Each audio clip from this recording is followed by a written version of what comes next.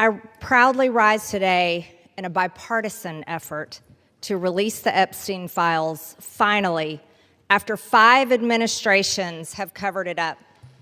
Earlier today, I attended the press conference where the survivors, they're not victims, the survivors of Jeffrey Epstein's sexual abuse and sex trafficking told their stories.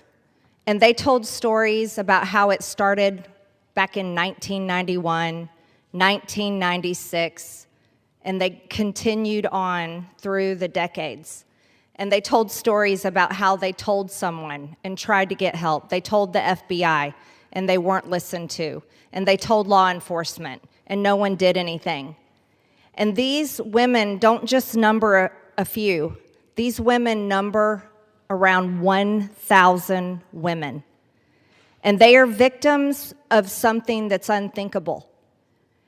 And this should have never, ever happened. This was the biggest fight I think I've seen in Washington, D.C. This is my 5th year here. And this was a fight that we should have never had to wage. It should have been the easiest thing for every single member of Congress. It should have been the easiest thing for the Speaker of the House. It should have been the easiest thing for the President of the United States to release all the information, every single file, on behalf of these American women. These American women aren't rich, powerful elites.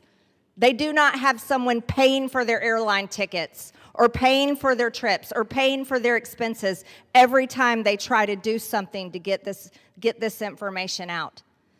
These are your average Americans. And you want to know what the Epstein files represent, the cover-up represents to average Americans? It represents the failures of the federal government and Congress to the American people. And that is what people rose up about in 2024. They wanted and demanded transparency from their government and for Americans finally to be put first. And today, with this vote, we are finally putting these victims and these survivors of Jeffrey Epstein and the cabal of rich, powerful elites that expands not just here in the United States of America, but to other countries as well. We're putting them last. And that is exactly what Americans want.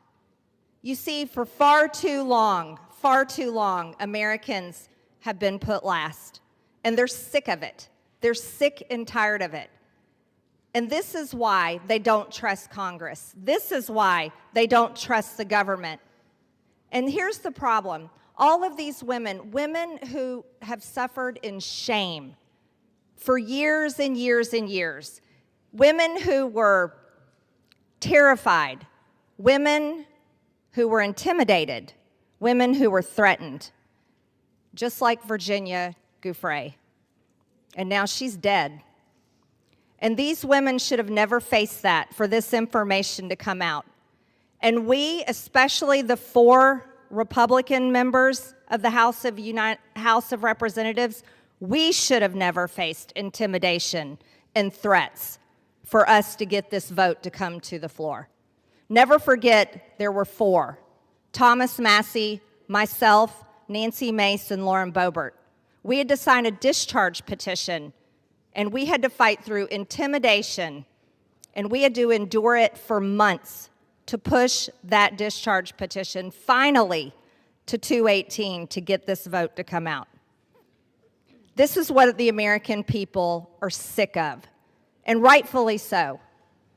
Now, where does this go from here? The question will remain, will the Department of Justice release all the information? Will a judge in New York release the information? Will the CIA release the information? And will foreign governments release their information? Or will this continue after this vote today be a cover-up? A cover-up of the rich, powerful elites that bond together in sex and human trafficking abuse and all types of global business that enriches them but never serves Americans. The American people will know, and the victims, actually the survivors of Jeffrey Epstein, will know because they know the list of names.